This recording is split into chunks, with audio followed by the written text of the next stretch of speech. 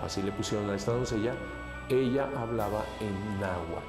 Así que eran las lenguas de Hernán Cortés. Cuando entra a territorio del imperio mexica o el imperio azteca, él se da a entender gracias a esta forma de poder traducir.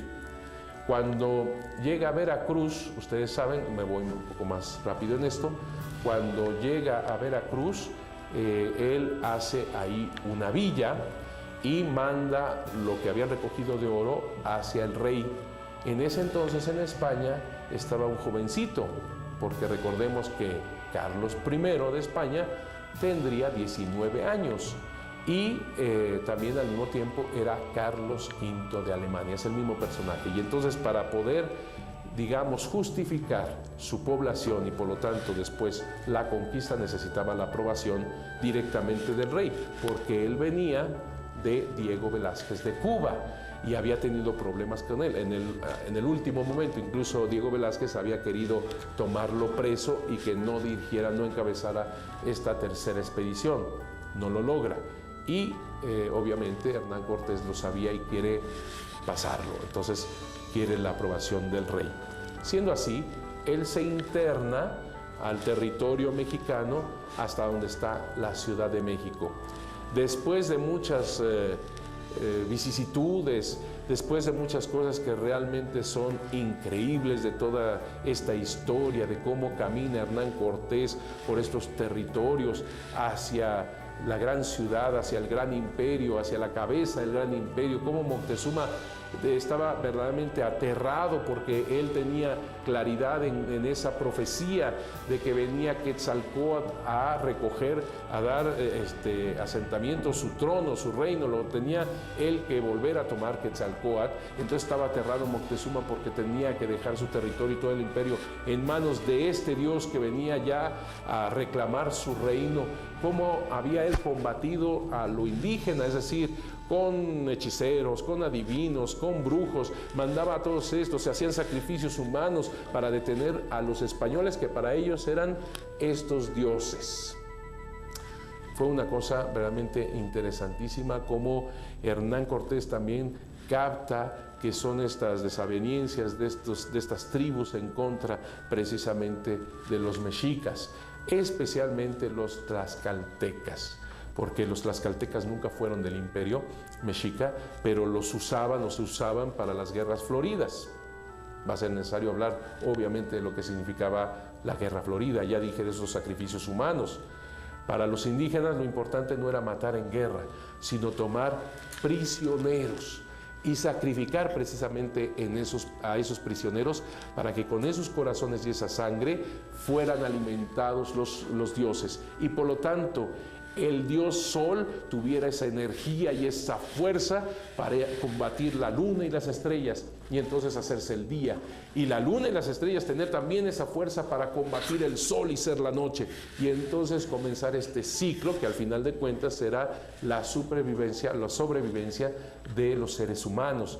Cómo los indígenas tenían esta mentalidad de que participaban del cosmos, participaban de los dioses, de la comunión con los dioses, así en sus conceptos religiosos, y cómo, por ejemplo, cuando se tenía necesidad de la lluvia, cómo tomaban a unos niños y mientras más lloraran estos niños, mejor todavía, y eran sacrificados de igual forma.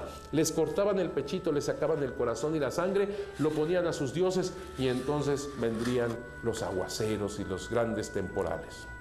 Toda una mentalidad cósmica, así también peleó Moctezuma fuertemente, mientras que los españoles, con esas armas desconocidas obviamente, esas armas de alto impacto, también con los caballos que fueron decisivos, que no conocían los indígenas, para ellos era algo verdaderamente de otro mundo, así lo era, de otro mundo, como todas estas cosas, la mentalidad indígena, el cómo iba Hernán Cortés captando todas estas desavenencias de las tribus y haciendo un solo poder, las armas, los caballos y la mentalidad de que en guerra se mata al contrario, todo esto va haciendo que Hernán Cortés vaya venciendo obstáculos. En este sentido llega pues a México y es en México donde lo reciben precisamente los indígenas encabezados por Moctezuma. Una parte muy importante de estas guerras floridas, de estos sacrificios humanos, es que, como lo había yo dicho, el águila era el ser que tomaba de esta sangre y de estos corazones, obviamente la esencia de este alimento, para darlo a los dioses y pudiera sobrevivir.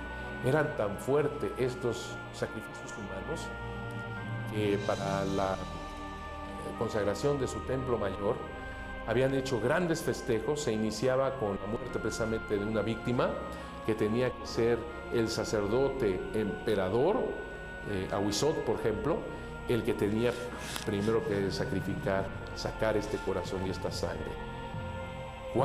Hay documentos en donde hablan de cuántos y cuántos indígenas fueron asesinados o sacrificados en esta consagración del templo. Una fuente dice 10,000, otra fuente dice 80,400 víctimas. Imagínense ustedes, años casi de andar sacrificando y sacrificando para la consagración del templo. Una cosa terrible.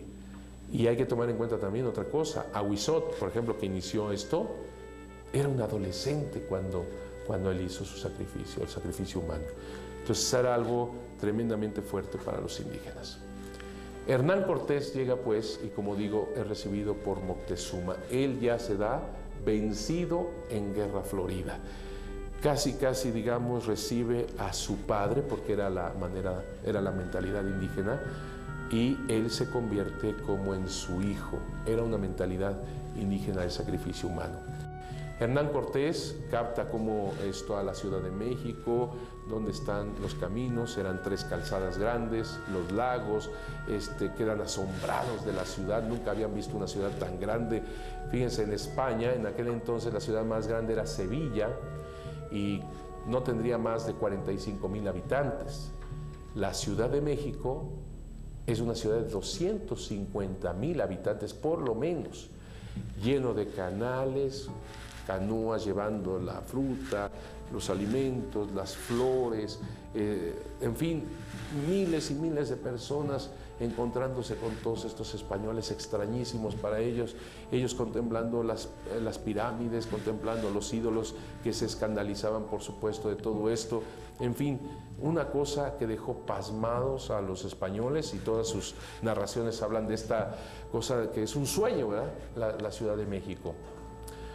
Cuando recibe noticia Hernán Cortés de que Pánfilo de Narváez, enviado por Diego Velázquez de Cuba, venía a tomarlo preso y había llegado a Veracruz.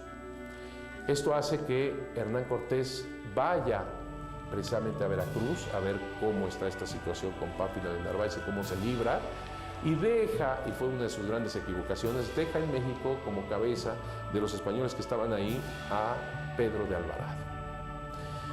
Este Pedro de Alvarado, en una celebración que se tuvo, y aquí está turbia la cosa, porque una visión y otra, la de los españoles y la de los indígenas, se contraponen. Mientras que los españoles pensaban, o así lo dicen, que se estaban preparando para darles a ellos muerte, los indígenas dicen simplemente iban a festejar, a hacer un festejo, una celebración de tantas que tenían, y donde los nobles venían con sus mejores galas. Tal parece que esta ambición al oro y demás, y tal vez este método de masacrar a la cabeza para poder dominar. Están los documentos históricos ahí. El hecho es que hubo una matanza terrible, mataron los españoles a todos estos nobles. Esto enfureció más a la gente que ya estaba muy molesta con Moctezuma, la manera de haber aceptado a estos intrusos, pero Moctezuma estaba haciendo toda una cuestión indígena, una mentalidad religiosa, una mentalidad de que no podía fallarle a Quetzalcóatl, etc.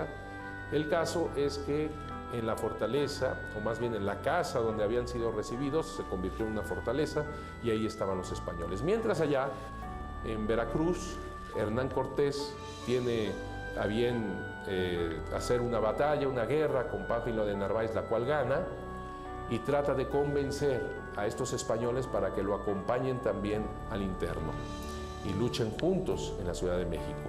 Y van, claro, no había todo este problema. Había dejado las cosas como sea en calma Hernán Cortés. Cuando se va enterando de toda esta situación, regresa más pronto a la Ciudad de México y encuentra efectivamente a los españoles metidos en aquella fortaleza. Se mete ahí y los indígenas con flechazos, pedradas, lanzas, etcétera, etcétera, tratan de aniquilarlos. No hay forma de sostener más la situación. Reparten el oro que habían encontrado, el tesoro que habían encontrado precisamente ahí en esa fortaleza, que era el tesoro de Moctezuma, el tesoro de México. Lo reparten para poder huir en esa famosa noche triste que hacia por la calzada de Tacuba, que era la más corta, y fue una cosa terrible. Hay que recordar que tenía él como aliados sobre todo a los de Tlaxcala, tlaxcaltecas, como también a los totonacas, como también a los de Huejotzingo, etc. La matanza también, al salir de la Ciudad de México, fueron muy heridos, fueron masacrados muchos de los indígenas aliados de los conquistadores, de los españoles. El oro se perdió en esa fuga, todo se fue a la laguna, todo se fue a los canales. Habían ellos incluso construido un puente portátil para irlo usando canal tras canal, pero les fue imposible ya después en la huida general. El caso es que terminan muy mal por Tacuba. ¿Y dónde se dirigen? A Tlaxcala. Fueron a la ciudad de Tlaxcala, no sabían exactamente cómo iban a ser recibidos. Para ellos, para su fortuna, fueron muy bien recibidos, fieles los tlaxcaltecas a su ser, estamos en la concepción indígena, vencidos por guerra florida, aliados en este caso. El caso es que ahí dura Hernán Cortés con los españoles un buen tiempo para curarse de todas sus heridas y va diseñando la estrategia de tomar la Ciudad de México. En pocas palabras, era ir haciendo un gran cerco y poco a poco ir ahogando, por decirlo así, la Ciudad de México. Así lo fue haciendo, tomando diferentes poblados del entorno, pero también tenía esta idea de verdad colosal de hacer 13 bergantines, 13 barcos, donde poder tener los cañones, los caballos y gran número de tropa. Estos fueron hechos en Tlaxcala, transportados por miles de indígenas hasta Texcoco, donde fueron probados, y posteriormente sirvió grandemente a lo que sería la conquista, porque así Hernán Cortés dividió sus ejércitos en 3 partes, y digamos 4, tomando en cuenta que una parte eran los del barco, los que iban a estar en esos 13 barcos, como los otros 3 grupos iban a estar tomando las 3 distintas calzadas. Así fue cercando poco a poco Hernán Cortés a la gran Ciudad de México. Lo primero que les quitó fue el agua, rompe en los acueductos que se habían hecho de Chapultepec al Islote, y poco a poco también fue mermando todas aquellas canoas que podían llevar alimento. Así fue tomando la Ciudad de México, y el último reducto que les quedó a los indígenas fue Tlatelolco. Ahí hubo una verdadera tragedia porque fueron 93 días de sitio, no tenían agua, no tenían que comer, comían todo lo que se moviera, lagartijas, ratas, lo que fuera, incluso tortas de lodo con salitre, las ramas de los árboles, toda la corteza. Fue una verdadera tragedia. Ahí es donde, por ejemplo, las mujeres mexicas tomaban a sus maridos recién muertos, que no flotaran en el lago, para que los españoles no vieran lo terrible, lo que estaban ganando, digamos así. Entonces los iban acumulando uno sobre de otro. Ellas mismas se ponían las insignias de tigre, de águila, para combatir a los españoles, pero era verdad, la gran multitud resguardada ahí, sitiada ahí terriblemente, estaba muriendo de hambre. Hasta que por fin el emperador, en ese momento, Cuauhtémoc, decide entregarse en el concepto de Guerra Florida, y se entrega, y con ello pues el Imperio Mexica cae en esta terrible conquista el 13 de agosto de 1521, día de San Hipólito. Se conmemora pues esta conquista. Vayamos a una serie de eventos con personajes muy concretos que también nos van a ayudar para entender el gran acontecimiento guadalupano entre los mismos españoles. Ya vimos la tragedia de los indígenas, cómo fueron conquistados, cómo en la depresión más grande, obviamente ya sin sacrificios, ellos mismos se dieron cuenta de que el sol seguía igual. Después de 1521, donde ya no habían más sacrificios, ellos se dan cuenta en el 22, 23, 24, que ya el sol, la luna seguía igual, la lluvia seguía igual, y entonces ellos se preguntaban, ¿y nuestros dioses? ¿Qué pasó con nuestros dioses? ¿Cómo es posible que nos hayan traicionado, o murieron, o nunca existieron? Entonces viene una depresión terrible. Amén de otra cosa, de la gran pestilencia de viruela. Mató a más de la mitad de la población indígena. Fue terrible. Así que tenemos la gran depresión indígena, la conquista, la enfermedad. Y ahora veamos un aspecto más a lo español también, porque la Virgen de Guadalupe no solamente viene para los indígenas, es una mujer mestiza, viene también por los españoles. Tenemos al primer obispo, que va a ser un personaje importante, clave en todo este gran acontecimiento, Fray Juan de Zumárraga. Un obispo humilde, sencillo, maravilloso, que ha dejado todo para ser de la comunidad descalza de San Francisco de Asís, siguiendo sus pasos, y además con una intelectualidad y una reforma maravillosa. Él coincidía con muchas ideas de este gran señor Erasmo de Rotterdam, gran intelectual que influyó mucho en la mentalidad no solamente de Holanda, sino de toda Europa, se puede decir. Pero ciertamente quien más influyó en Fray Juan de Zumárraga, este gran cardenal Jiménez de Cisneros, que hace una verdadera reforma católica en España mucho antes que el Concilio de Trento. Realmente muchas de las cosas que dispuso el Concilio de Trento a nivel universal se deben a este gran señor, porque esto hacía ya en la península ibérica.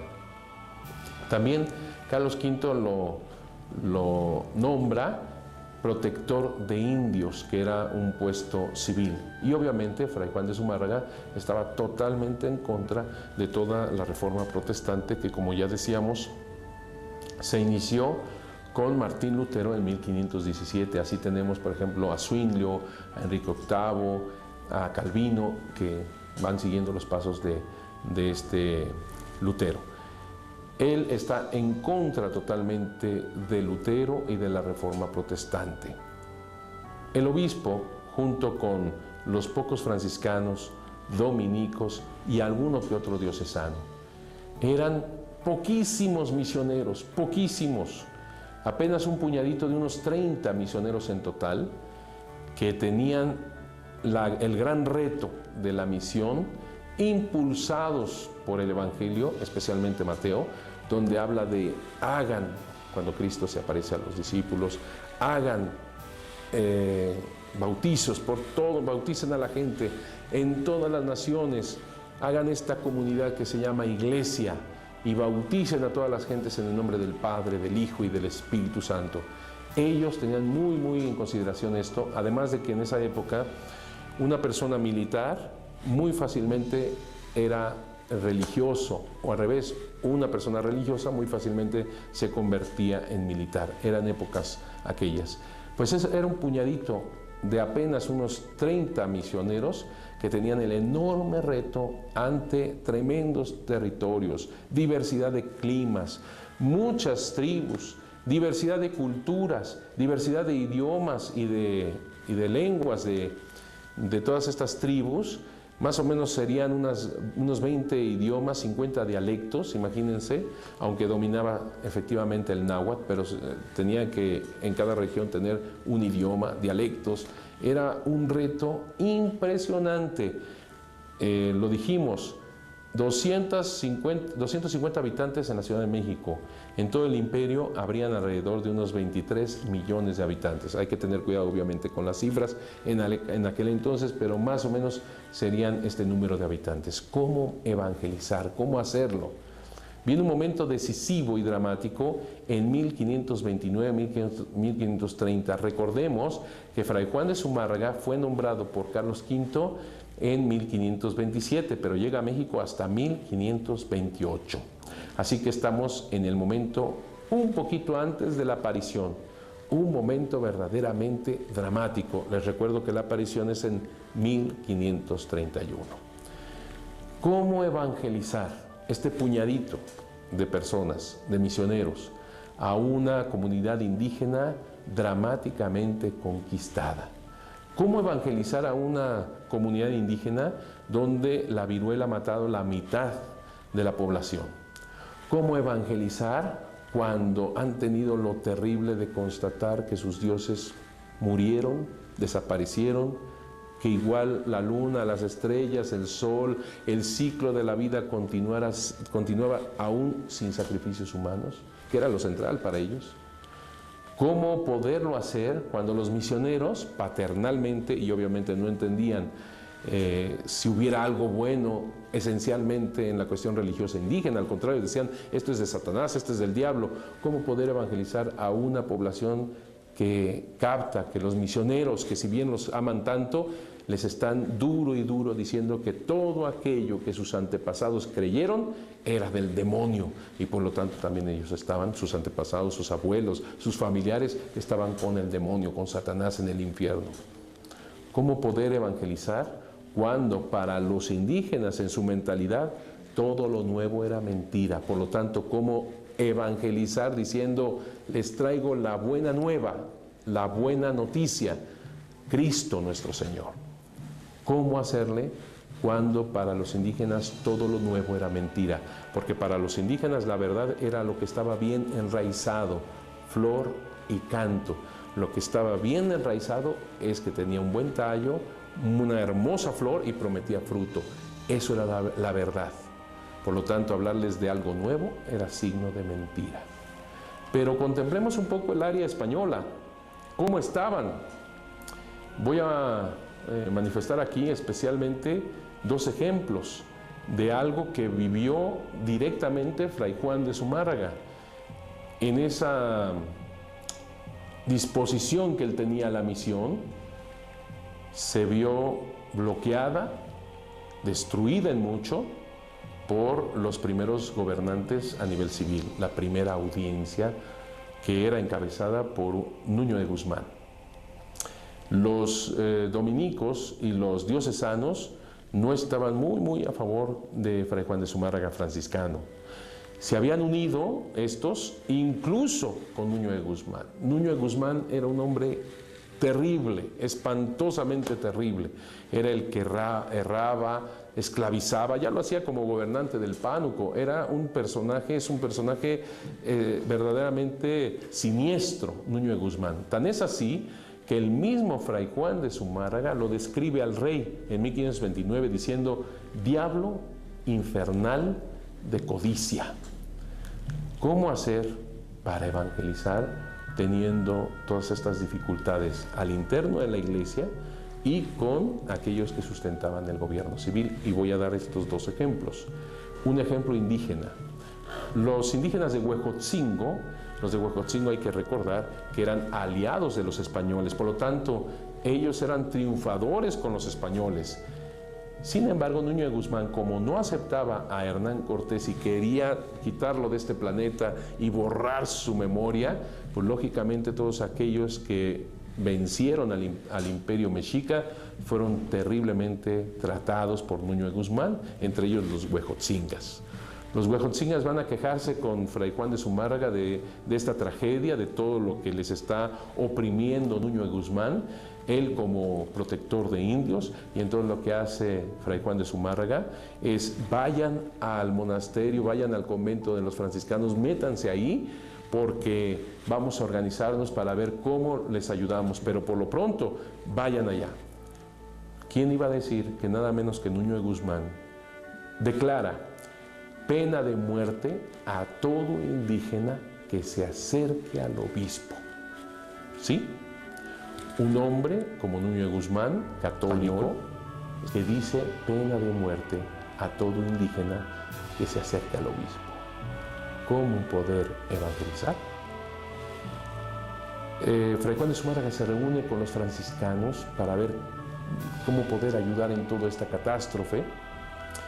Se reúnen y dictaminan mandar a Antonio Ortiz, un franciscano fogoso, para que desde el púlpito, en una misa presidida precisamente por un obispo, Julián Garcés en ese entonces, ahí hable con gran fuerza, con gran vigor, sobre lo espantoso que ha sucedido en estos días, sobre todo en contra de los indígenas de Huejotzingo.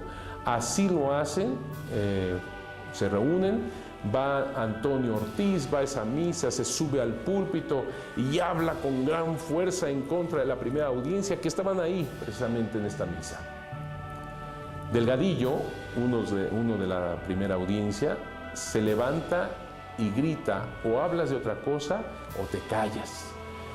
A tal punto llega que sube con un soldado y tira del hábito a Antonio Ortiz, lo azota, lo manda a rodar por el púlpito.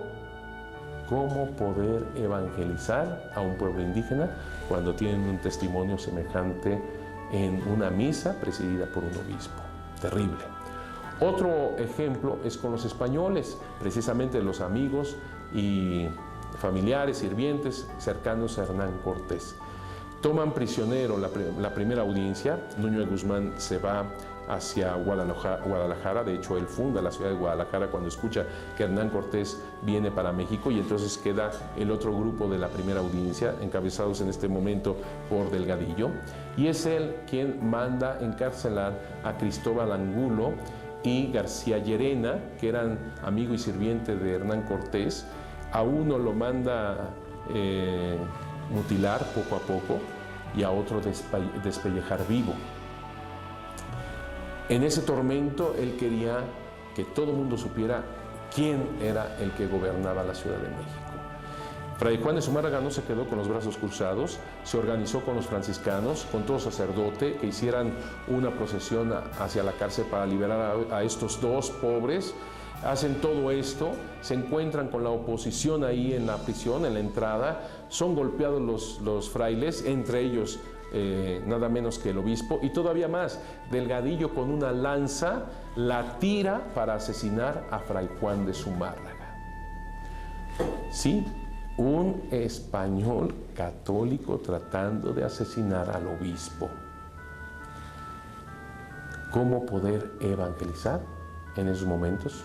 Por eso cuando a mí me dicen que la Virgen de Guadalupe es un invento que han traído y demás, ¿cómo poder evangelizar? No había salida, todavía más.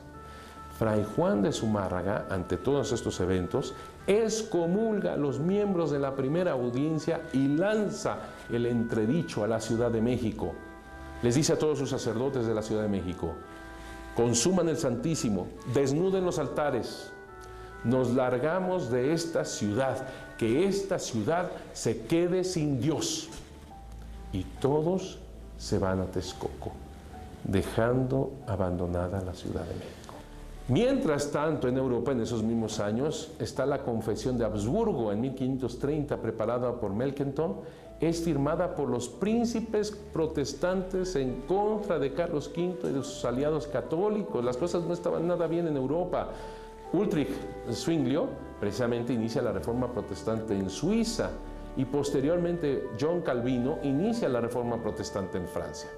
Imagínense toda esta situación protestante en este momento terrible, donde pretenden tumbar de base a la Iglesia. En México, Fray Juan de Zumárraga, después de todo lo que ha vivido terrible, ¿verdad?, recordemos una carta que le escribe a Carlos V en 1529, donde él había escrito todo un informe, primero, lo había entregado a unos frailes para que se lo llevaran al Pánuco, para que ahí, en un barco, fuera trasladado este informe a Carlos V, le secuestran la carta, los documentos, una cosa terrible. Él no se queda con los brazos cruzados, vuelve a hacer el informe y él mismo a pie va de la Ciudad de México hasta Veracruz. Y en ese informe, donde le narra las cosas más espantosas que está ocurriendo a Carlos V, que hay que ver otra cosa muy importante en todo esto. La primera audiencia, por supuesto que informaba a Carlos V de las cosas, según ellos, desastrosas de los misioneros, especialmente el obispo, y lo culpaba de todo, de ser idólatra, de tener pactos con el diablo, quién sabe qué tantas cosas inventaban los de la primera audiencia, esas cartas, esos informes, bien que llegaron a España, de muchos lados. En España obviamente estaba desconcertado el rey, porque por un lado él mismo lo había elegido, porque él lo conocía muy bien, había pasado una Semana Santa, la de 1527, cuando él era prior del convento de Abrojo, y lo conocía perfectamente, su humildad, su sencillez, su ortodoxia. Lo había mandado a Navarra a controlar un problema de brujas y lo había hecho estupendamente bien. Por eso lo había elegido como obispo de México, por eso. Y ahora estaba desconcertado ante todas este cúmulo de acusaciones en su contra.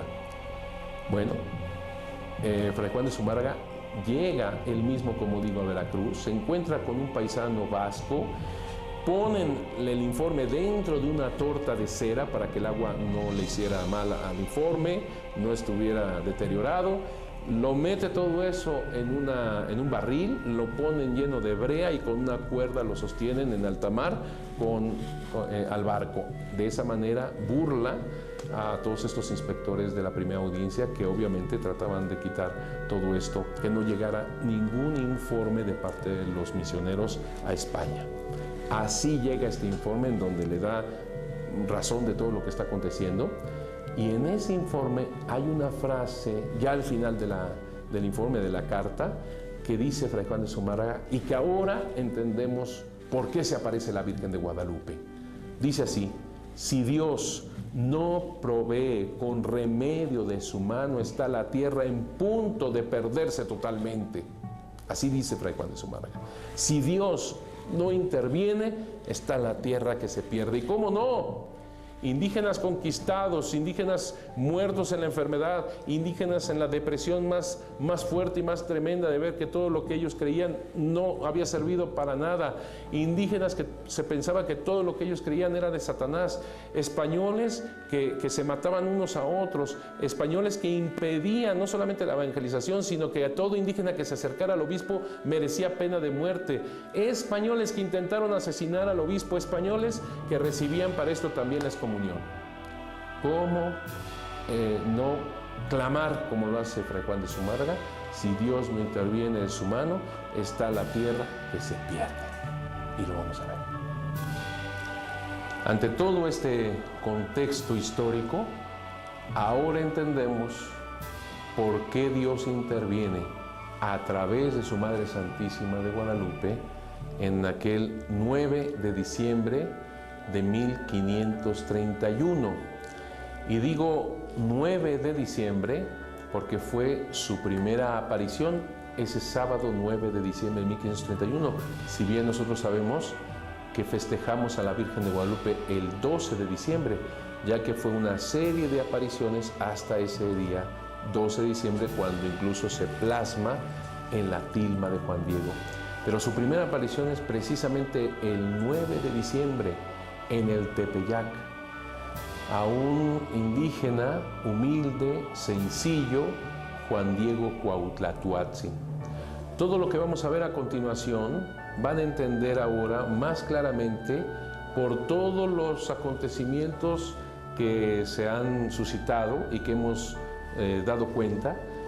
Ahora se va a entender mucho más claramente todos los grandes signos de este encuentro, vuelvo a repetir, entre Dios y los seres humanos, a través de María de Guadalupe y San Juan Diego.